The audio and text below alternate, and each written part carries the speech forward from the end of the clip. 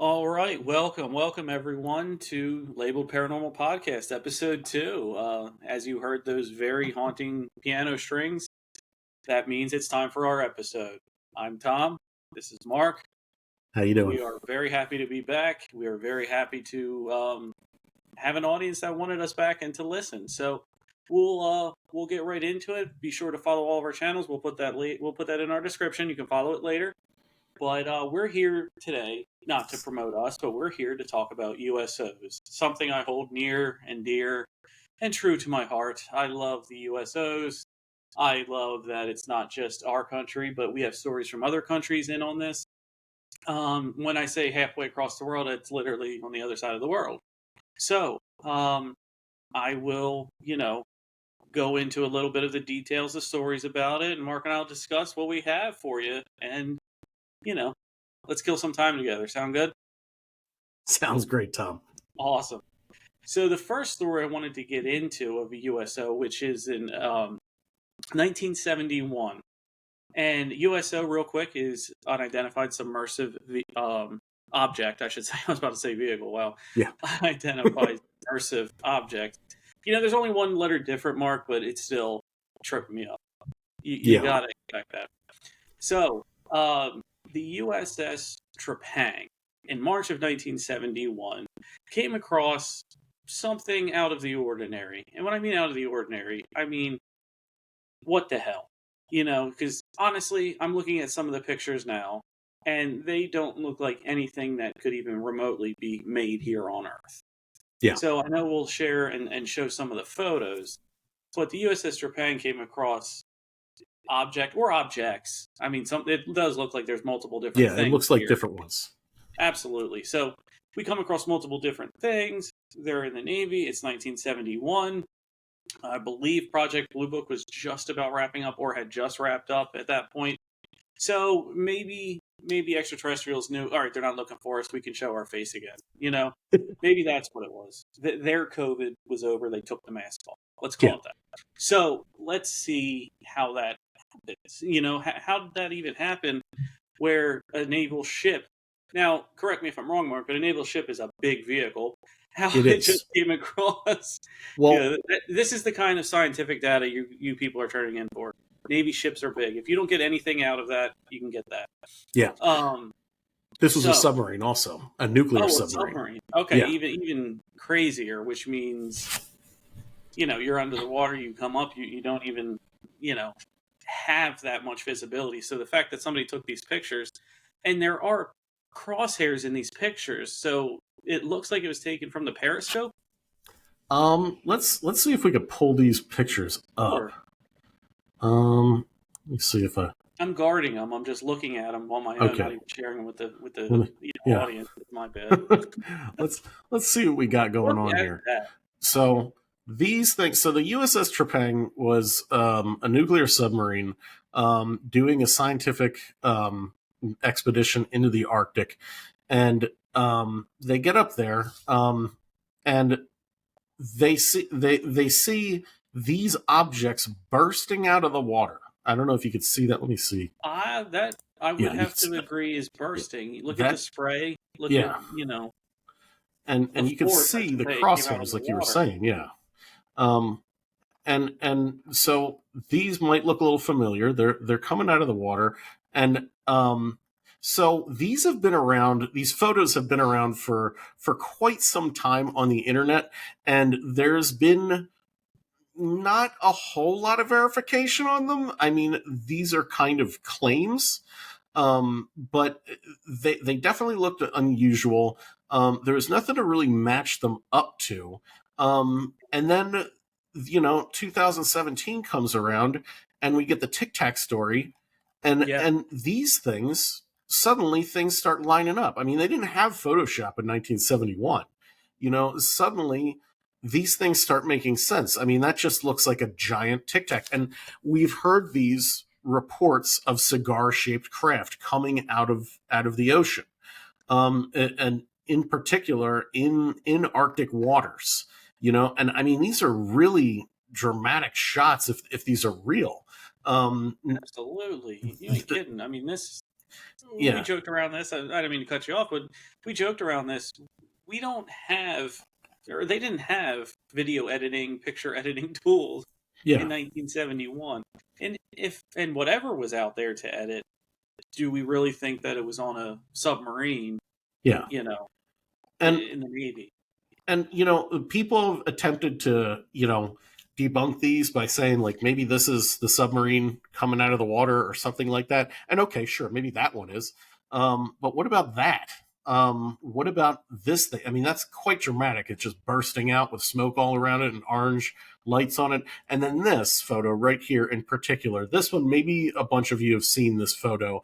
And this photo is claimed to be obviously Fata Morgana. Well, I would beg the audience to actually go look up what Fata Morgana actually looks like, because it doesn't look like this. Fata Morgana, in every single Fata Morgana picture, you see a parallel line between the horizon and the bottom of the object. Well, this is kind of shaped like a triangle, as a matter of fact. So it literally can't be Fata Morgana, even though it does look symmetrical and it does look kind of weird, But these things, again, we don't know the veracity of them, but it's very fascinating, and it lines up with just about, all of the data that we have from the Nimitz encounter. And I just thought that was a fascinating. Absolutely. Thing. I mean, let's think of the time. You got the Cold War going on. Yeah. We, as Americans, are, know we have an enemy. The Russians knew we had, they had an enemy. We studied more about them, or if not more, just the same amount as what we did with our own stuff. So for them to see this type of thing and take pictures of it, I bet you they thought it was Russians. I bet you they thought. Oh yeah, yeah. But I agree. I don't see how that could, in all honesty, be that. As things get declassified, we know. What they had back then, and we know now what we had, and I don't think anything came close to that.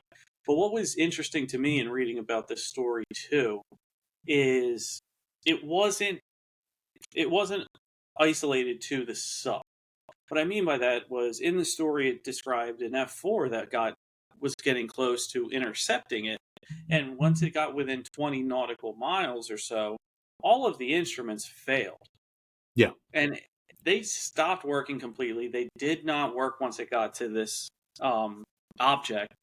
And once it reversed course and started going away, I guess the object no longer saw it as a threat and released whatever hold on it, because all the instruments came right back.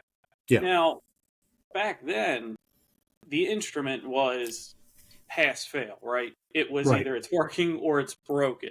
Yeah. It's not, there's no range like it is today with multiple backups. This thing right here, your objects were just straight gauges, right? So it either worked or it didn't. Yeah. Well, this made it work, then not work, then back to work. Yeah.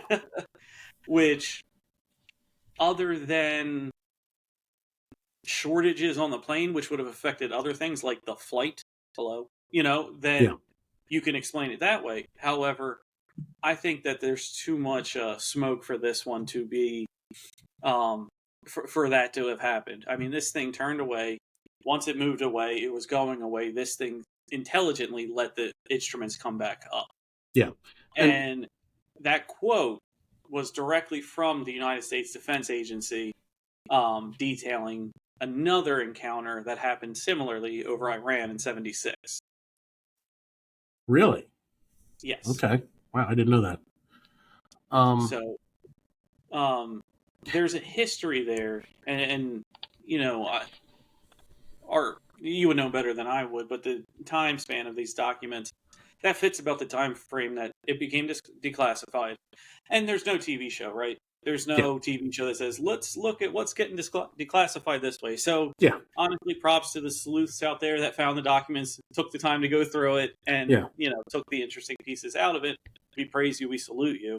Yeah. But for them to find that out in what is essentially a declassified dumpster, dump, basically, like a news dump, but for the government, you know what I mean? To just throw that out there, and you have it, people. Props on the people who actually took the time to go through those line by line and find it, because you are the true heroes of this. Yeah, and I just want to point out one other thing is that this was a nuclear sub too.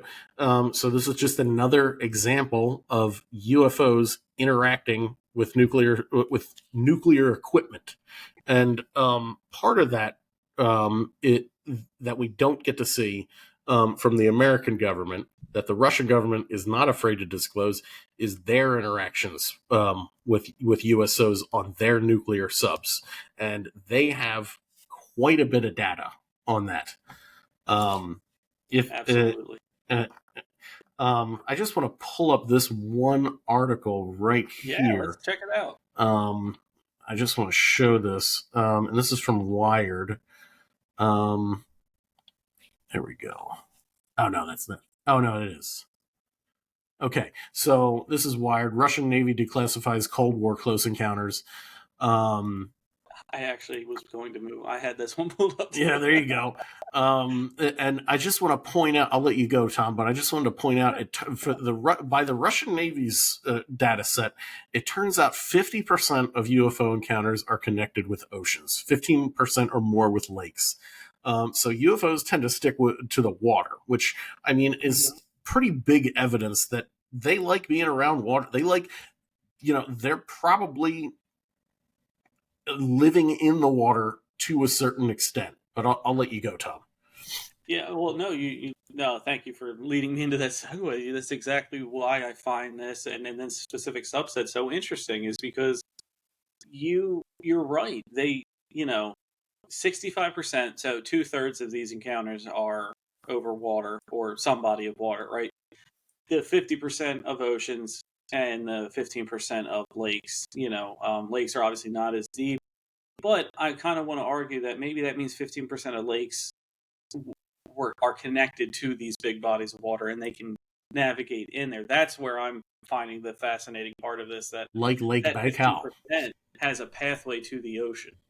We think of lakes in a mountain and landlocked and all that kind of stuff. Yeah, I bet you the 15% are connected. If we were to gauge this out, right? But good question. I wonder if Lake Baikal is structured like that. It is not. It is landlocked. Oh, okay. All right. Because I know Loch Ness is structured like that. Yeah. But Baikal is in and of itself massive. It's a huge. It's a sliver, almost like a reverse crescent moon.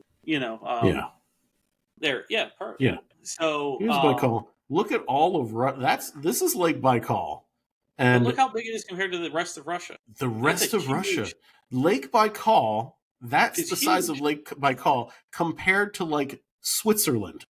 Like, this is just a colossal fucking lake. Like, look at this thing. And how deep? I don't even know if we know how deep this goes. Yeah, I'm not entirely sure, but Lake Baikal can certainly handle a lot of different things in there, which we will, obviously get to here in a little bit, because there is some crazy fucking shit that happened with Lake Baikal. But one thing that I wanted to point out is the speed of this. This has completely this would have completely broken physics if what this is actually is true. And instrument readings of these objects moving through water at 230 knots or 400 kilometers per hour. That is fast. That means you are throwing water around you and going forward. You are essentially hopping voids, creating voids in front of you and hopping it to be like, boop, boop, boop. Yeah, so water means nothing to you. Yeah. So basically, like in a straw and a BB, you like squeeze one end and it goes forward. It's basically what you're doing there to make it go fast. Yeah. And I want to throw a little theory into this too. If we are to believe extraterrestrials came here, whether it's from another dimension or a different planet, if we were to believe they came here, they have to know something about us. They're not coming here for all of this time and just say, I don't know who they are. They're not. They know what we are. They know our limitations. Mm. If you want to be hidden and you go to someplace foreign, you're going to go to where they can't go. Right. We can't go in the water. Yeah. We don't know jack shit about water. It's true that more people have been into space than the bottom of the ocean. Yep. So, if you can go to a place, if there's a cat and a dog, and the dog's running around chasing the cat, where's the cat going to go? The Up the cat's going tree. to jump up on something that's up a tree. It goes to where the dog can't go. Right. If they are afraid, I mean, I don't know if they have any right to be afraid of us or they don't want to be seen, but if you don't want to be seen or you're scared of something, you know, a bunch of monkeys with nukes, you're going to go to a place that they can't get to. I think so. David Grush had a great analogy for how they probably see us, in that hikers, and this counts for me too. I'm a human. I'm superior to a bear, but I don't want to encounter a bear out in the middle of the woods. You know, bear's probably going to kill me. You know what I mean? But that doesn't mean that the bear's smarter than I am. You know, it's just a more aggressive predator. That's all. Absolutely. You know? And that, chef kiss, that's a wonderful way to put it, because if you put us up in a standard, their army and our army, you're going to lose. But if you encounter one out in the wild with your hillbilly friends throwing back Miller Lights all weekend, and you have guns, all of you have guns on you, you're telling me someone's going to take a shot at it? I guarantee you somebody's going to take a shot at it. Yeah, it's going to happen. and does E.T. want to be pulling lead out of his ass? You know what I mean? I don't think he does. Yeah. That's a whole different... That'll be another episode, shooting at aliens, right? So, yeah, there you go. But what this one did was it proves that these things, in terms of at least vehicles, are supremely superior to us technologically, because we have to use a rotor and fossil fuel to move through the water. They can be completely submerged and still have a better way of going through a denser material than air faster than we could do a lot of things through air. You know what I mean? Yeah. They can move through water faster. Yeah, it's like it's nothing. That's the thing, and that's why they call them transmedium objects, is because they can essentially treat the water like it's air. They could just move right through it, no problem at all, not even disturbing it. And that brings me to another interesting factor here, and why I think USOs are so interesting, is because I think they can. When the USO is in water, it better illustrates what's actually what the effect of the technology is doing. Because when it's in the air, you're not going to see anything. You're not going to see any kind of ripples. So, but when it's in the water, it's purported many times that these things have a sort of vortex going around them of light, like as though it's a field generating an effect around the craft. Now, this is a very poor illustration that a captain of a ship drew of when a USO went underneath his vessel, and he said that a vortex of lights was rotating around the object and pulsating, and I interpret that as whatever field that it's generating, you can see it in the water and how it affects the water. Absolutely. I mean, come on, Navy. Let's get some drawing classes to your captain. So, this is a very bad drawing. We're looking at this like over the side, right? And that's what's going underneath of you over there. Yeah. Their technology to fly, if it was anti-gravity, is there a difference between whether it's anti-gravity underwater and anti-gravity on the air? Probably a little bit in terms of speed, but if it can do one, it can do the other. And who's to say that their technology to make anti-gravity happen, you know what I mean, in the water presents differently than out here? There, reports of lights and UFOs go hand in hand. Yeah. It'd be nonsense to think that didn't happen just because they're in water. You know what I mean? So... even the in the Nimitz encounter, Commander Fravor said that while he was observing the Tic Tac, it was hovering over the water, and there was a bubbling underneath the Tic Tac of what, as though there was a very large object underneath the water that the Tic Tac was kind of maybe interfacing with. Kind of like mirroring going down. Or interacting with, or something like that. It was doing something with an object that was right underneath the surface of the water. So I thought that was pretty interesting. Yeah, I mean, a bubbling could take on a bunch of different forms, or a bunch of different things could cause that, I should say. Yeah. But the fact that this has been seen now by reputable people in the military, and discussed, and now, if we were to take all of this from this point and look back, it seems like they were always here, huh? Yeah. There's no drastic change in the stories. You know what I mean? There's no, it was this, but now it's this. It seems like almost every story you go back to is similar to another one in some way. Which, opens the door for any kind of ideology that you want to have, honestly, that, hey, do we only know one species? Can one species only go under the water?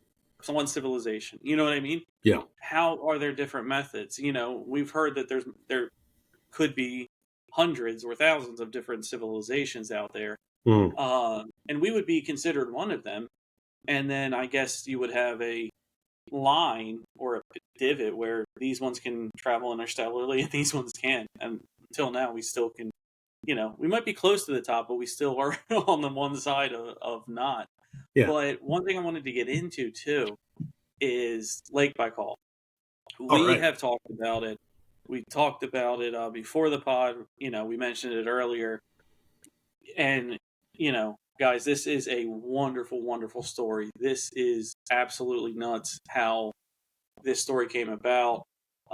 So in a nutshell, and we'll get into the details, but in a nutshell, there were in Soviet Russia, I believe, I'm drawing a blank on the year, but this is back during the Cold War, and they wanted to retrieve UFOs as well.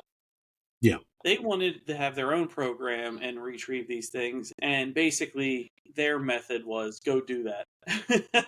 Right? Yeah. It was go get it. Yeah. And as they wouldn't do anything to you or your family if you said no, right? So of course people have went there and did that. Yeah. So 1982, that's what it was. So 1982, there's a lake. We showed the picture earlier. We have 7 scuba divers entering a glacial lake in the southwest area of Siberia. And what they found once they went under was gigantic humanoids. They were down over 150 feet under the water and found humanoids with like metallic, tight-fitting suits, whatever you want to call it. Yeah. And, they were nearly 10 feet tall this far under the water. The commander, after he was told about this, wanted his recruits to capture one of these aliens. Yeah. Which leads into the, all right, we'll go get one mentality that they had. So these scuba divers went back, and the entities were there, and one of them tried to catch one of these in a large net. And of course that'll work. Of course he got attacked. And from what the description said was basically a sonar type of weapon that incapacitated them. Yeah. Now, you don't have to be into UFOs or anything to know that if you were incapacitated and you start floating to the surface 150 plus feet down and you're rapidly ascending, you're in a lot of trouble. You can't have that. People have died from way less of a descent coming up than that. Yep. So these individuals floated to the top. 3 of them, I believe, lived. The other 4 tried to cram themselves in a recompression chamber, which is only meant for 2 people. And there was 4. Yeah. So it was meant for 2. You stuck 4 in there. That equals a horrible death for those 4 people. Yeah. So all 4 of them died. They could not survive the repressuring process. Yeah. So did the submerged, creatures kill them? Not directly, but definitely indirectly killed. Yeah, definitely scared them off. Yeah, and definitely killed these individuals. And nobody, it wasn't until the story was declassified that anybody know about this. So, which makes sense. You don't want to get out that something, killed your precious military, men and, all of the training, which honestly, they're just investments at that point because they just want to get more than the United States. They just want to be smarter, faster, quicker, stronger, whatever metric you want. Yeah. So the Russian divers, 4 of them suffered a very, very traumatic death because one commander said, we'll go in there and get it. All of these guys just did their job and unfortunately lost their life to a story that ended up getting covered up, which is awful. And it makes you wonder, do these entities have underwater bases here? Because like what you were saying earlier, underwater is the perfect place to hide, but it would also be a really good spot for a long-term base, especially if you had command of gravity. You know what I mean? You could reduce the pressure. You could, have structures down there.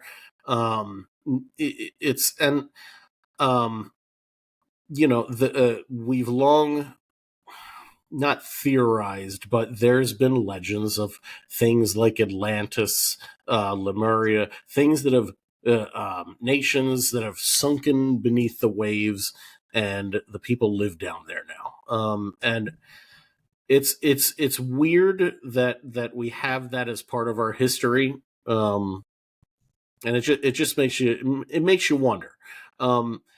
Have you ever read that and now this is pure conjecture, pure speculation, who knows? We need a button that comes up that's been like conjecture. Conjecture, exactly.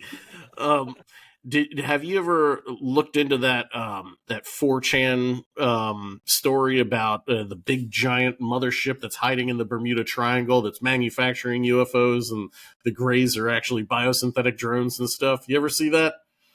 No. That could probably be for another episode. But yeah, I would love to do research on that because somebody is my brother from another mother if they're putting that out there, because that is everything I want to believe. So part of this was the idea that, and David Grush actually brought this up, that he believes that the presence has been here for about 3,000 to 4,000 years, something around that range. And as part of this story, that was what the Navy speculated, this mothership that hides underneath the water in the Bermuda Triangle to have been there for about 3,000 or 4,000 years.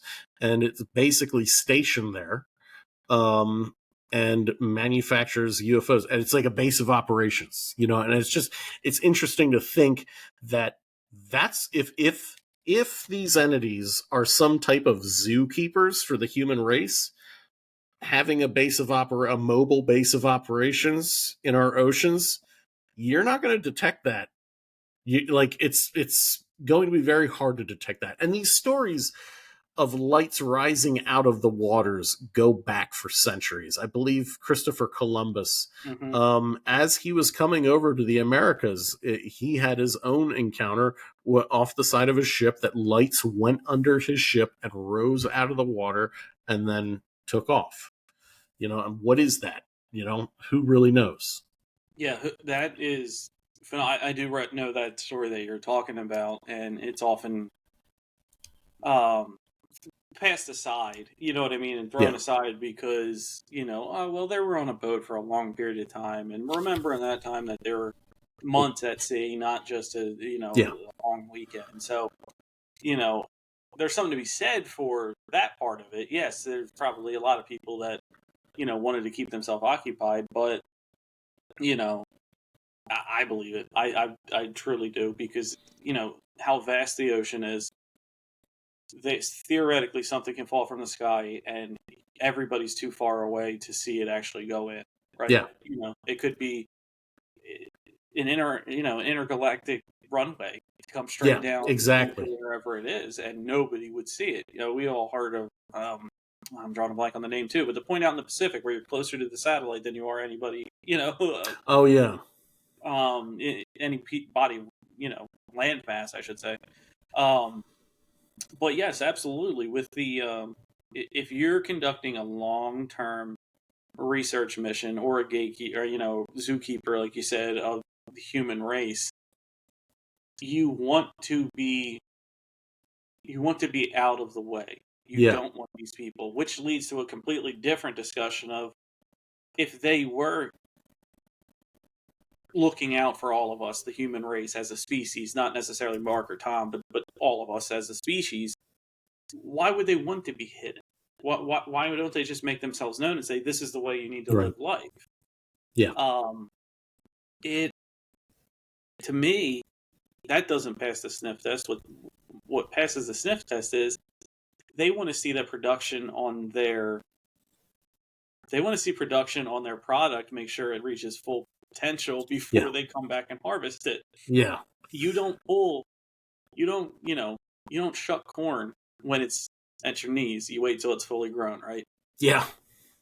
That might be another thing. That's the darker theory, that because, to your point of, it's clear that there is a subterfuge element to this phenomenon where it does not want to be. If you could argue, if it were truly benevolent, then it would have no problem making itself known.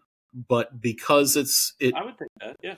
Because it practices deception and subterfuge, there might be a malicious intention here, and that might be disturbing to a lot of people to think about.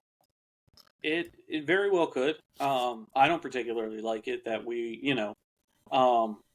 when do you cut the hay? When is it time? You know what I mean? When is it time for us to go do what we were engineered to do? A lot of the traits that you would want in a working force, so let's just call it that, we exhibit. We have.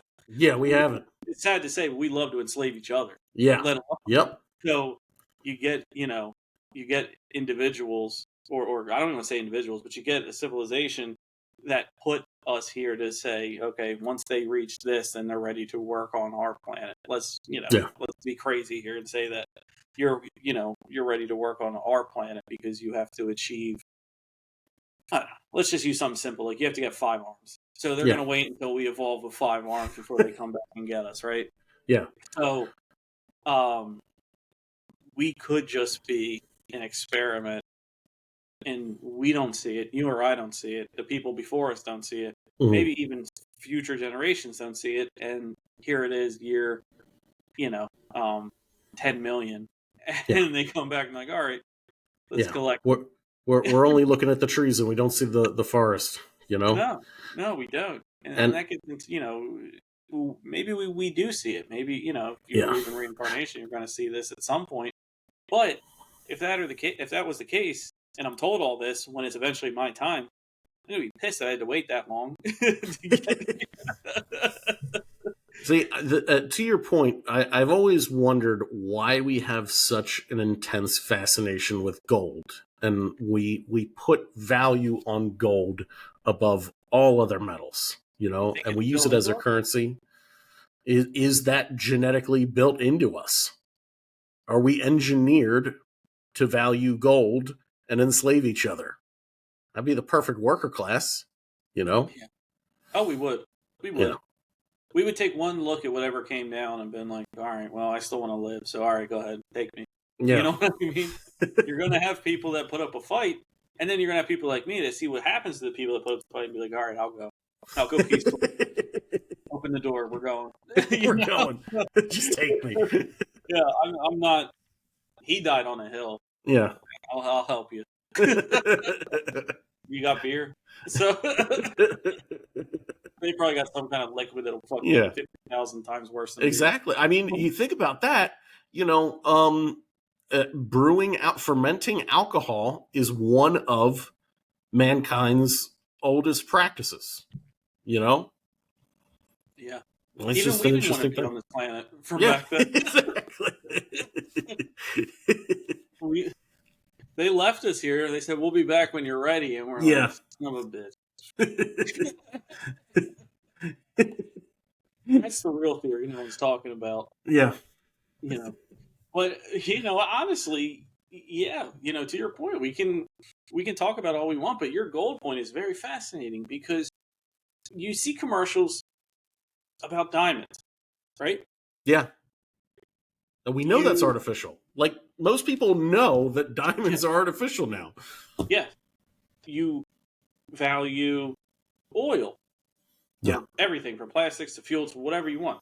Yeah. We value coal for fossil fuels. But there's that inherent thing that you can't say we're marketed gold. It's just in us. Yeah.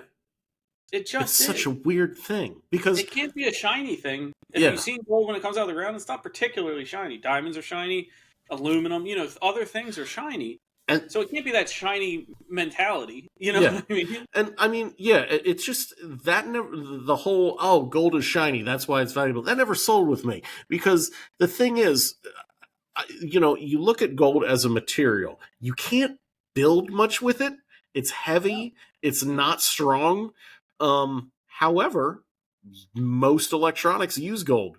Most stuff, gold is used in the space shuttle. Gold is used for space-based technologies, and all of our computers have gold in the circuits. Absolutely. It just makes you think, and it's not like we would have known that in the 1700s. It's not like we would have known that 2,000 years ago that it would be used for electronics. So it's like, it goes to your point. Like, are we building up to something? And Joe Rogan, and I don't know if anybody has whatever anybody's opinion on it is, but his theory is that that what we're building up to is to develop AI that will replace us, and it's kind of like a caterpillar into the cocoon turned into a butterfly. Like, humans are here to make AI that will replace us, and AI, it will be our children. It's just, that's a whole other wild concept to think about. It's very disturbing to think about, but it's, what if that's the purpose? Well, I'll play a little devil's advocate with you here. Go for it. If that was the case, and they wanted to make us, and we make AI, why couldn't they have skipped us in the? That's true. That's absolutely true. You know what I mean? What need are we? So but could a hybrid be the answer? We're incorporating. You can't live your life without technology now. Yeah. You know what I mean? You can't. Whether it's keeping you alive medically or your cell phone device on you. I shouldn't say can't, because there's always those outliers. There's like 10 people that can do it, but that's what this is for. So we've already incorporated life or AI into our life. Yeah.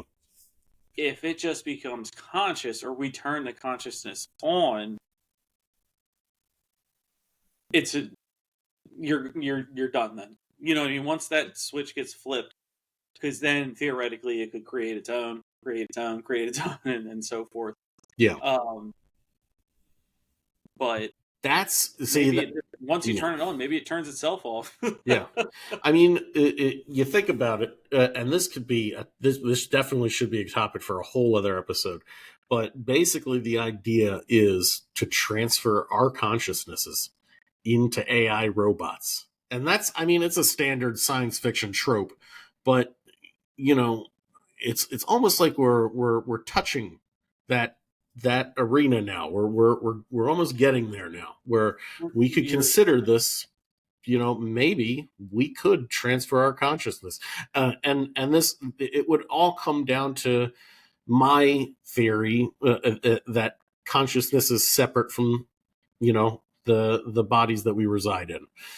Metaphysics has, consciousness has an impact on reality. It's just my pet theory, but that could be for another episode. Well, I think that's a great place to leave it off at as we hit our point. Yeah. So, another great discussion, another great USOs. Hopefully you learned a lot. Please like, subscribe, and comment. We want to hear from you. We have our Gmail in the description. Please send us your stories. Could be UFO, paranormal, ghost. We will reach out to you, and hopefully maybe, we'll get you on a podcast at some point to discuss your situation that was labeled paranormal. So until next week, everyone, have a great week. Don't forget, like and subscribe, and we will talk to you next week. Have a good night, everybody. See you guys.